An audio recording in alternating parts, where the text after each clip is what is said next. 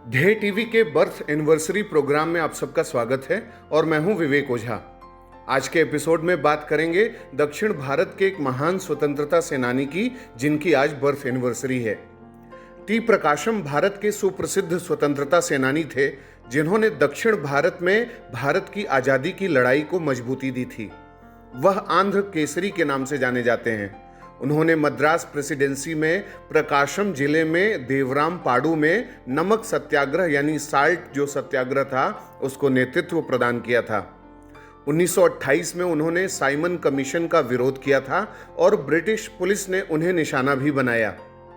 1935 के भारत शासन अधिनियम के तहत जब भारत में प्रांतीय चुनाव होने लगे, जब भारत को प्रोविंशियल ऑटोनॉमी मिल गई, तब 1946 में टी प्रकाशम संयुक्त मद्रास प्रेसिडेंसी के मुख्यमंत्री बने थे।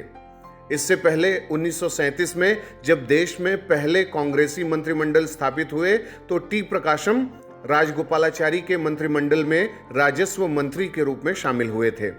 जब 1953 में मद्रास प्रेसिडेंसी से काटकर आंध्र प्रदेश को भारत का पहला भाषाई राज्य बनाया गया, तब उसके पहले मुख्यमंत्री भी यही बने थे।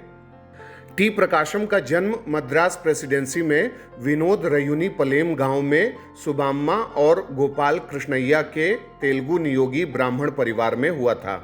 वे बचपन से वकील बनना चाहते थे, लेकिन मैट्रिक की परीक्षा में विफल रहने से उनकी यह इच्छा पूरी होने में बाधा आई। हालांकि बाद में वे एक बहुत सफल वकील बने और काफी नाम और यश कमाया। प्रकाशम शुरू में दूसरी श्रेणी के वकील थे और हाई कोर्ट में किसी भी मामले में ज़्यादा बहस नहीं कर सकते थे। लिहाजा कानूनी अध्ययन के लिए उन्होंने इंग्लैंड जाने का फैसला किया और 1904 में वे ब्रिटेन गए। इंग्लैंड में रॉयल इंडिया सोसाइटी में वो शामिल हो गए। बैरिस्टरी की पढ़ाई पूरी करके प्रकाशम जब स्वदेश लौटे तो मद्रास हाई कोर्ट में कई बड़े मामलों में कानूनी पक्षकार बने। उन्होंने कुछ दिनों तक लॉ टाइम्स नामक पत्र का संपादन भी किया इसी समय, और प्रीवी काउंसिल में मुकदमा लड़ने के लिए 2 बार इंग्लैंड भी गए थे। विपिन चंद्र पॉल जब मद्रास पहुंचे थे तो उन्होंने आगे बढ़कर उनके कार्यक्रम की अध्यक्षता की थी। राजद्रोह के भय से तब ऐसा करने के लिए कोई भी सामने आने को तैयार नहीं था। इसके बाद से वे कांग्रेस पार्टी और स्वाधीनता आंदोलन की गतिविधियों के साथ जुड़ते चले गए। 1921 में उन्होंने सत्याग्रह प्रतिज्ञा पर हस्ताक्षर किया और वकालत का पेशा छोड़ दिया। गांधी जी के प्रभाव में आ गए और गांधी जी के अनुयायी बनकर के कार्य करने लगे। 1921 से 13 वर्षों तक वे आंध्र प्रदेश कांग्रेस कमेटी के अध्यक्ष रहे। वे 31 साल की उम्र में राजा महेंद्रवरम के नगर पालिका अध्यक्ष के रूप में चुने गए थे। उन्होंने स्वराज अखबार के कार्यकारी संपादक के तौर पर तेलुगु भाषियों के साथ पूरे दक्षिण भारत में स्वाधीनता आंदोलन की अलख जगाई थी। तो यहाँ ये महत्वपूर्ण है कि उन्होंने स्वराज नामक जो अखबार था उसको निकाला था। यह अखबार तेलुगु के साथ तमिल और अंग्रेजी में एक साथ प्रकाशित होता था। वे 1921 में कांग्रेस पार्टी के महासचिव भी चुने गए थे। असहयोग आंदोलन के दौरान उन्होंने गुंटूर में 30,000 कांग्रेस स्वयंसेवकों के साथ अंग्रेजी हुकूमत के खिलाफ ऐतिहासिक विरोध प्रदर्शन भी किया था।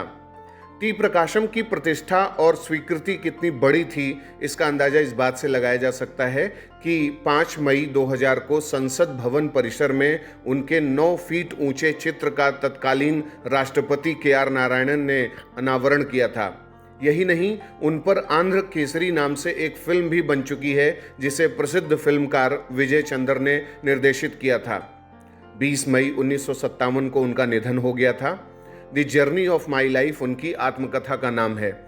दक्षिण भारत के ऐसे महान स्वतंत्रता सेनानी को ध्येय IAS अपने श्रद्धा सुमन अर्पित करता है। अब बारी है आज के सवाल की। आपको बताना है 2-3 ऐसे नाम जो दक्षिण भारत से रहे हों, फ्रीडम फाइटर्स जिन्होंने नमक सत्याग्रह का नेतृत्व किया और किस स्थान पर किया, उनके बारे में भी आप बताएं। टी प्रकाशम के अलावा ऐसे जो नाम हैं उन्हें आप हमें कमेंट बॉक्स में बताएं। अगले कार्यक्रम के साथ जल्दी हाजिर होंगे। इजाजत दीजिए, नमस्कार।